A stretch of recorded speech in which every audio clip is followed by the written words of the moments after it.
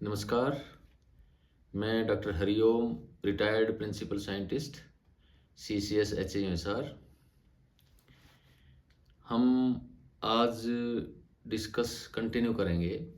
जो पिछली दो वीडियो नंबर 29 और 30 से किया गया है कि प्राकृतिक खेती में इतना जल्दी जैविक कार्बन कैसे बढ़ जाता है। तो कई पॉइंट्स हमने उनमें डिस्कस किए हैं और डाले हैं। तो अब कुछ और जो पॉइंट्स हैं इसमें आ सकते हैं वो इसमें डिस्कस करेंगे हम। इससे पहले मैं एक रिक्वेस्ट करता हूँ आपसे कि जो ये वीडियो बना रहे हैं ये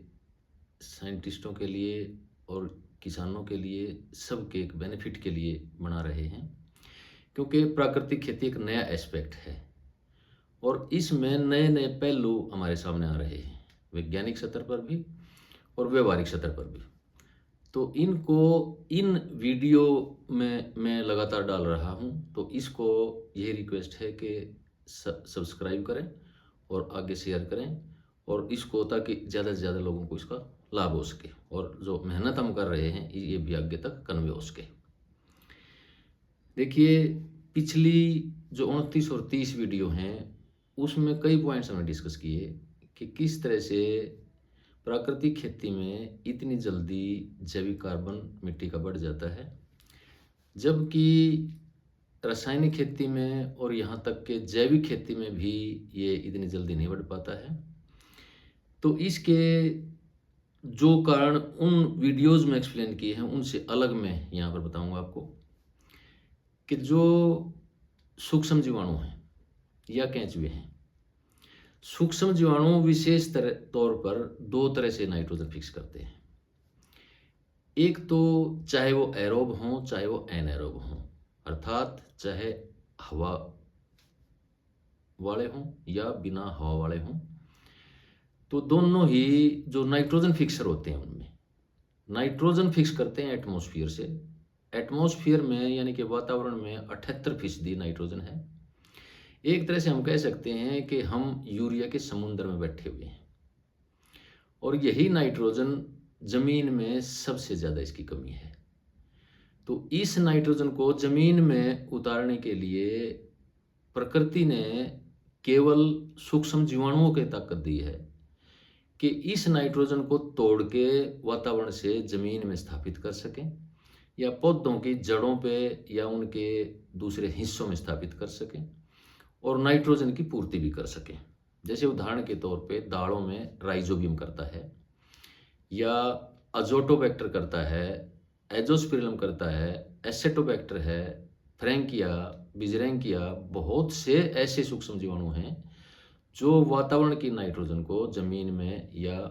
पौधे की जड़ों के अंदर या उनके दूसरे हिस्सों में स्थापित करते हैं, फिक्स करते हैं और उनकी नाइट्रोजन की काफ़ी हद तक जो रिक्वायरमेंट है, ज़रूरत है, उसकी पूर्ति करते हैं। एक तो हवा से नाइट्रोजन फिक्स करते हैं, दूसरा इनके जो टिश्यूज होते हैं, शरीर के जो कोशिकाएं होती हैं, जैसे सेल वॉल होती है या सेल मेम्ब्रेन होती है, ये जो बैक्टीरिया या सूक्ष्म जीवाणु होते हैं उसके बाहर की एक तरह से भित्ति होती है, एक तरह से दीवार होती है जिसमें सेल के कंपोनेंट अंदर बंध के रहते हैं और वो कार्य सुचारू रूप से करते रहते हैं। तो इनकी जो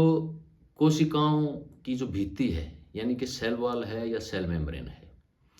उसमें या तो कार्बोहाइड्रेट से बनी हुई है वो, जैसे आर्किया है, या कार्बोहाइड्रेट और प्रोटीन से बनी हुई है, जैसे ग्राम पॉजिटिव बैक्टीरिया हैं, या कार्बोहाइड्रेट और फैटी एसिड्स लिपिड्स से बनी हुई है, जैसे ग्राम नेगेटिव बैक्टीरिया हैं। यद्यपि जो ग्राम नेगेटिव बैक्टीरिया है उसमें पतली सी एक सेल वॉल भी होती है प्रोटीन की, लेकिन मेन जो सेल मेम्ब्रेन होती हैं जो उसको ढकती हैं दोनों तरफ से, वो लिपिड से बनी हुई होती हैं, यानी कि फैटी एसिड्स उसमें अधिक मात्रा में होते हैं। यानी कि जितने भी ये सूक्ष्म जीवाणु हैं या ईस्ट या फंजाई कोई भी या एक्टिनोमाइसिट्स, तो इनकी जो दीवारें हैं, वो जो इनकी कोशिकाओं की दीवारें हैं, वो किसी न किसी तरह से जो पोषक तत्व हैं उनको घेरे रहती है, उनसे बनी हुई होती हैं और जब वो लगातार डीके होती है उनकी, वो मरते जाते हैं। जैसे सूक्ष्म जीवाणु हैं कि हर 10 से 20 मिनट में ये डबल भी हो जाते हैं और साथ के साथ मरने भी लग जाते हैं, डीके होने लग जाते हैं, डिकम्पोज होने लग जाते हैं। तो जब वो मरते हैं तो उनकी जो सेल वॉल है, जो बाहर की दीवार है, उसके अंदर जो न्यूट्रिएंट्स हैं वो एक अवेलेबल फॉर्म में आ जाते हैं, उपलब्ध हो जाते हैं पौधों को। यानी कि इसको हम बोलेंगे मिनरलाइजेशन। मिनरल्स के तौर पे पौधों को उपलब्ध हो जाते हैं। जो जब हम कोई भी अवशेष डालते हैं खेत में, तो वो जो उसके पत्तों में या जो भी हम गोबर की खाद या ऑर्गेनिक मैटर ज़मीन में डालते हैं, तो उसको वो एक तरह से सारा पौधों को उपलब्ध नहीं होता है। विशेष तौर पे जो फसल अवशेष होते हैं, और वो भी अनाज की फसलें हैं, जैसे धान गेहूं की फसलें हैं या ज्वार बाजरा की फसलें हैं, वो तो सीधे तौर पे पौधे को उपलब्ध हो ही नहीं पाते हैं। जबकि जो दाल की फसलें हैं, जैसे लेग्यूम्स हैं, जैसे मूंग, उड़द, चना, ढैंचा वगैरह हैं, तो इनको हम जब ज़मीन में मिलाते हैं तो इनका जो कार्बन नाइट्रोजन रेशियो होता है वो ऐसा होता है कि वो ज़मीन में जब मिलाते हैं तो तुरंत एक तरह से पौधों को भी मिलने लग जाती है खुराक जो उनमें से निकलती है, और जो सूक्ष्म जीवाणु हैं उनका भी पोषण होने लग जाता है। तो ये जब हम इनको ज़मीन में मिलाते हैं तो उनको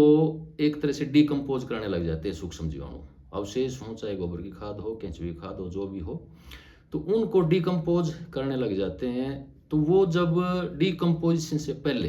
जैसे फसल अवशेष है, वो पौधों को उपलब्ध नहीं होते हैं, जबकि उनमें खुराक होती है, जैसे सेलुलोज, हेमीसेलुलोज, कार्बोहाइड्रेट्स ज़्यादा होते हैं, उसमें कार्बन की मात्रा ज़्यादा होती है, नाइट्रोजन की मात्रा बहुत कम होती है। जो आम तौर पे जो एक कार्बन नाइट्रोजन का रेशियो होता है वो 100:1 का होता है, एवरेज तौर पे लें तो 80 से 100 कार्बन होता है, 1 नाइट्रोजन होता है। तो उसमें उपलब्ध तौर पर कोई भी न्यूट्रिएंट पौधे के लिए नहीं होता है। उपलब्ध वो तब होते हैं जो उनको जीवाणु खा करके उनके अंदर से गुजरता है ये मटेरियल,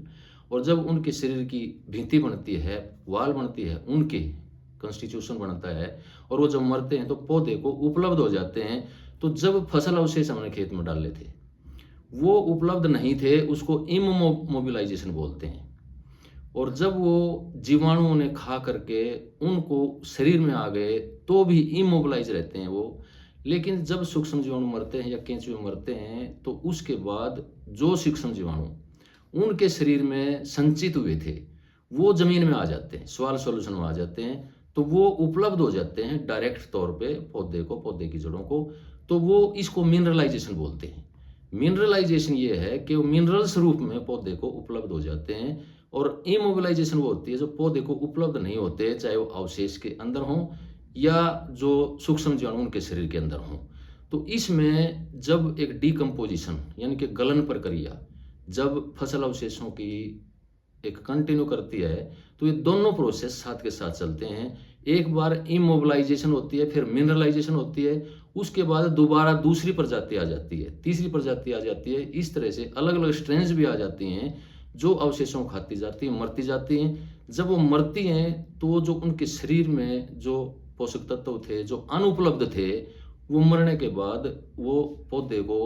अवेलेबल हो जाते हैं, इसको मिनरलाइजेशन बोलते हैं। तो इस तरह से जो कार्बन और नाइट्रोजन का अनुपात है वो घटता चला जाता है, और जो कार्बन नाइट्रोजन अवशेष में थे या गोबर की खाद या केंचुए खाद में थे, वो जो सूक्ष्म जीवाणु हैं या केंचुए हैं वो उनके शरीर के अंदर से होकर के वो लास्ट टाइम पे उनका जो कार्बन नाइट्रोजन रेशियो है जो 100:1 था, या जो लेग्यूम्स में, दालों में जो 30:1 के लगभग था, तो वो घट करके जब 10:1 रह जाता है, या 10-12 कार्बन और 1 नाइट्रोजन रह जाता है, तो वो एक तरह से ह्यूमस बन जाता है। तो उसके बाद जो फसल अवशेष हैं या गोबर की खाद जो भी चीज़ है उसमें ऐसे कम्प्लेक्स पदार्थ बन जाते हैं कि उनका आगे टूटने की गुंजाइश कम हो जाती है। उसमें जो कार्बन, नाइट्रोजन या दूसरे न्यूट्रिएंट थे वो उपलब्ध रूप में आ जाते हैं, और उनका आगे टूटने की संभावना बहुत कम रह जाती है। तो उस टाइम पे उसको ह्यूमस बोलते हैं। तो ये एक तरह से पौधे के लिए पका हुआ भोजन माना जाता है। और जो माइक्रोब हैं, माइक्रोब का जो शरीर होता है, खास तौर पे बैक्टीरिया के अंदर जो कार्बन, नाइट्रोजन जो रेशियो होता है वो लगभग 4:1 या 4:5 उसमें कार्बन कंटेंट होता है, 1 नाइट्रोजन होता है। और जो फंजाई होता है उसमें लगभग 7 से 8 कार्बन होता है, 1 नाइट्रोजन कंटेंट होता है। इसी तरह से फंजाई के आसपास ही एक्टिनोमाइसीट्स के शरीर में भी यही अनुपात रहता है, 7:8:1। तो एक तरह से हम कह सकते हैं कि जो 101 में अनुपात में जो पोषक तत्व उपलब्ध थे अवशेषों में, वो धीरे धीरे डिकम्पोज होकर के गल करके जमीन में आ जाते हैं, ह्यूमस कंटेंट बन जाता है। और यहाँ तक कि जो बैक्टीरिया का शरीर बनता है उसमें 4:1 का कार्बन नाइट्रोजन एक स्थिर हो जाता है, और जब वो मरते जाते हैं तो वो एक ह्यूमस के तौर पे कन्वर्ट हो जाते हैं और उपलब्ध तौर पे जमीन में मिलते चले जाते हैं, पौधे को उपलब्ध हो जाते हैं।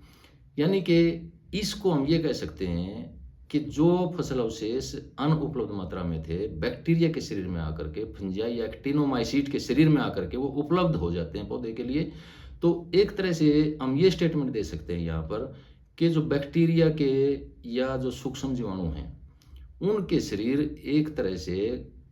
कार्बन नाइट्रोजन के बंडल हैं, या दूसरे हम कह सकते हैं कि उनके शरीर एक तरह से यूरिया के बंडल हैं।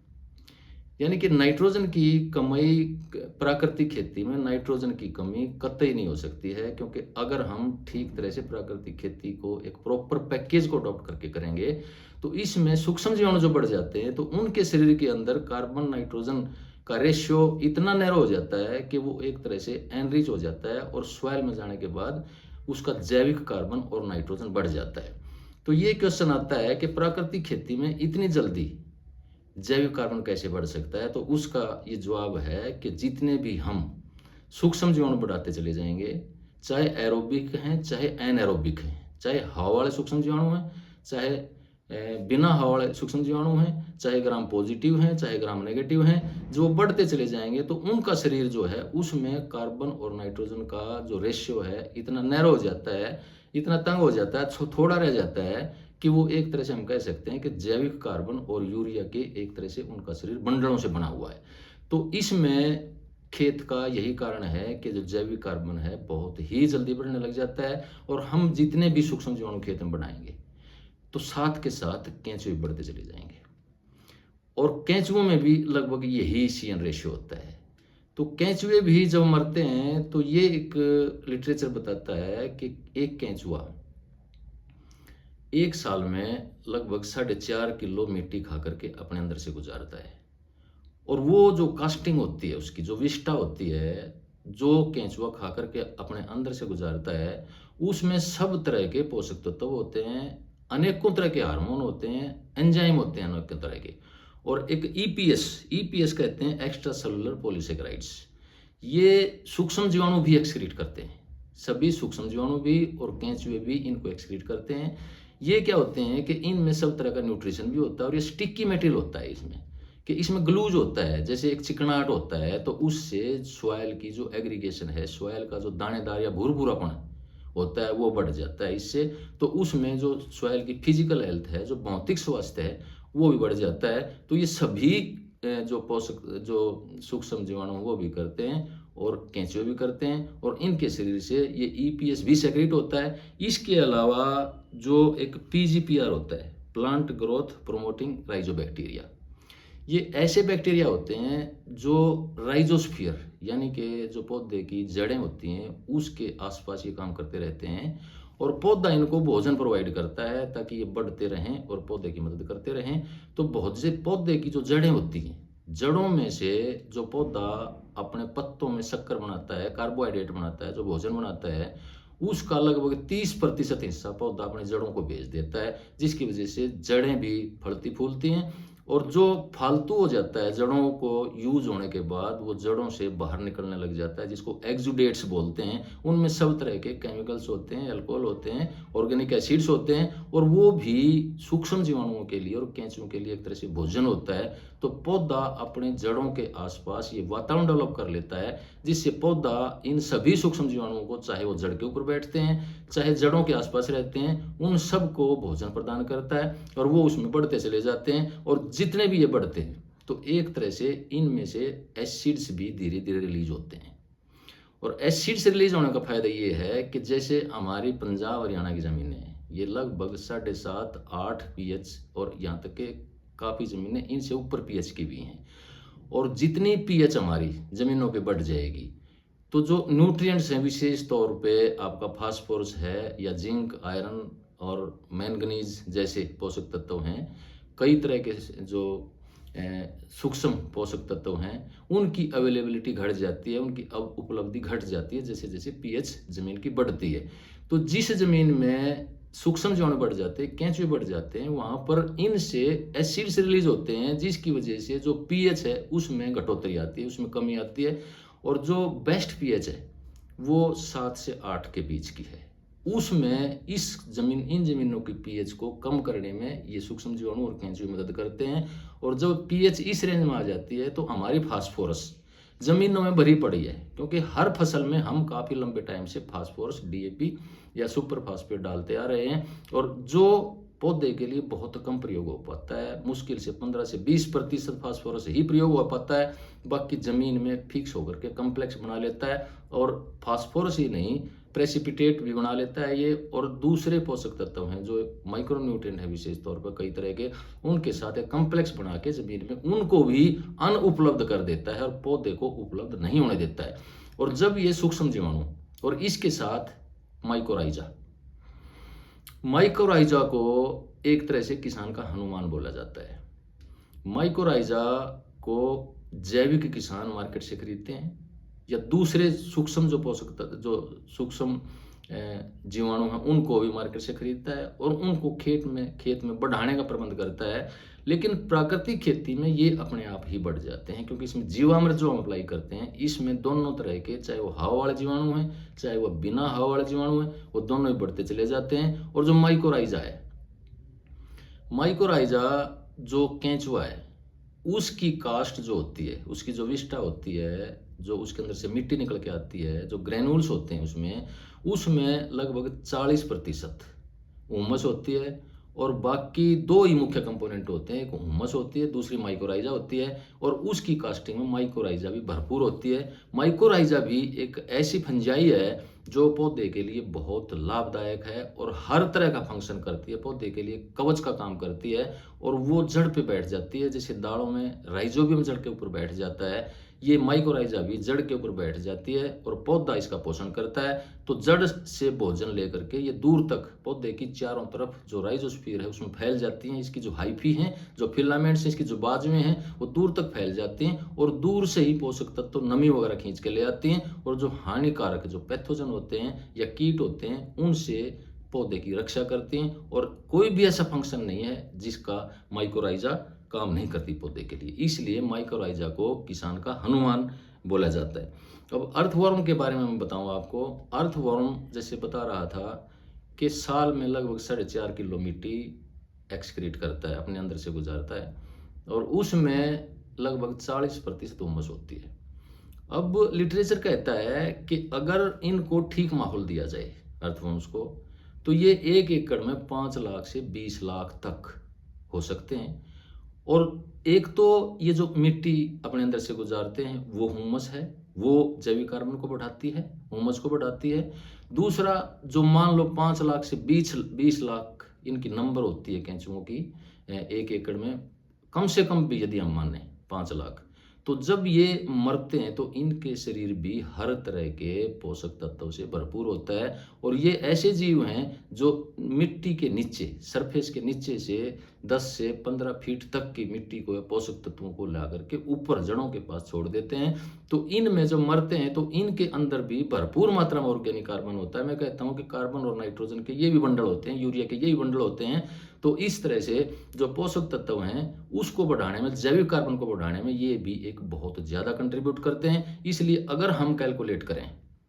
5 लाख पॉपुलेशन मानकर मिनिमम भी, और इनके शरीर से जो कार्बन नाइट्रोजन का अनुपात है उसको कैलकुलेट करें, और इसमें इनके अंदर से जो मिट्टी गुजर के आती है उसकी कास्टिंग का भी अगर हम हुमस जैसे होती है उसको कैलकुलेट करें, तो खेत में जैविक कार्बन की कमी नहीं रहती है। वही 3-4% तक अकेले केंचुए से कैलकुलेशन आ जाएगी आपकी।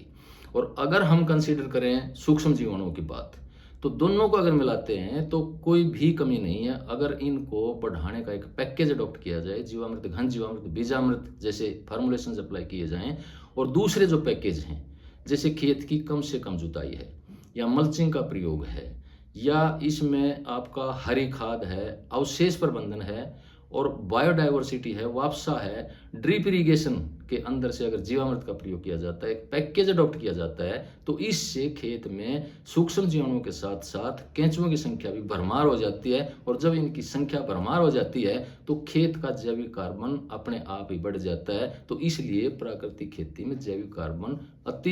बहुत ही जल्दी, मतलब 1 और 2 साल के अंदर ही हमें रिजल्ट मिले हैं। मैं लगातार अच्छी इंस्टीट्यूट से, जो नॉर्थ इंडिया की इंस्टीट्यूट्स हैं, उसमें लगातार टेस्टिंग करवा रहा हूँ जैविक कार्बन की और दूसरे न्यूट्रिएंट्स की। तो इसमें प्राकृतिक खेती में 1 से 2 साल के अंदर ही रिजल्ट रहते हैं। तो इसकी पूरी एक जानकारी के लिए आपको 29, 30 और 31 जो ये 29 और 30 में जो बताया गया है, और ये 31 नंबर आ जाएगी आपकी वीडियो, तो इन तीनों में ये क्लियर हो जाएगा कि प्राकृतिक खेती में इतना जल्दी जैविक कार्बन कैसे बढ़ता है और केमिकल में या जैविक खेती में क्यों नहीं बढ़ पाता है। क्योंकि जैविक खेती में भी हम भरपूर मात्रा में गोबर का खाद या केंचुआ खाद डालते हैं या कंपोस्ट डालते हैं, लेकिन उसमें एक मजबूरी होती है कि हमें उसकी गर्मी में जुताई करनी पड़ती है। क्योंकि गोबर का खाद या कंपोस्ट अगर अधिक मात्रा में डालते हैं तो उससे जो हानिकारक पैथोजन हैं या कीट हैं, उनके अंडे हैं, जो लार्वे हैं, वो भी बढ़ जाते हैं। इसलिए प्राकृतिक खेती में हम कम से कम मात्रा में गोबर का प्रयोग करते हैं, गोबर का खाद का प्रयोग करते हैं, क्योंकि हम पैथोजन को बढ़ाने के लिए उसमें फूड ही बहुत कम दे रहे हैं। तो इसलिए जैविक खेती में भी समस्या है और रासायनिक खेती में भी समस्या है और दूसरे सिस्टम में भी समस्या है, लेकिन प्राकृतिक खेती में ये चीज़ें स्वयं ही एक सॉल्यूशन में आ जाती हैं। और जो समस्याएं हमारे सामने एक मुंह आके खड़ी हुई हैं कि हमारी ज़मीनों का जैविक कार्बन नहीं बढ़ रहा है, ये रासायनिक खेती हो चाहे जैविक खेती हो, लेकिन प्राकृतिक खेती एक मौका देती है, एक अपॉर्चुनिटी देती है और एक कारण देती है कि किस तरह से हम थोड़े से थोड़े टाइम में 1 से 2 साल के अंतर में ही जैविक कार्बन को खेत के बढ़ा सकते हैं और विभिन्न जो दूसरे न्यूट्रिएंट्स हैं उनकी भी उपलब्धि हम बढ़ा सकते हैं और खेत में जो कीड़े और बीमारियां हैं उनका भी प्रकोप 70 से 80% तक हम कम कर सकते हैं। तो ये आज मैंने इसमें कवर किया। तो इसमें एक बार फिर मैं आपको रिक्वेस्ट करता हूँ कि ये नॉलेज में बहुत मेहनत करके निकाल रहा हूँ और एक जो ज्ञान चारों तरफ से बिखरा हुआ है, लिटरेचर से, इतिहास से, माइक्रोब्स का जो इतिहास है, अर्थवर्म्स का जो इतिहास है, और जो एक्सपेरिमेंट के तौर पे मैं एक वैज्ञानिक के तौर पे निकाल रहा हूँ, इन वीडियोस में डाल रहा हूँ। इसलिए ये एक कंजर्व हो जाएंगी वीडियो, एक भविष्य के लिए, किसानों के लिए भी, और शायद ये वैज्ञानिकों के लिए भी मार्गदर्शन करें। तो इसमें आपसे प्रार्थना है कि सब्सक्राइब जरूर करें और इसका बेल का बटन जरूर दबाएं। धन्यवाद।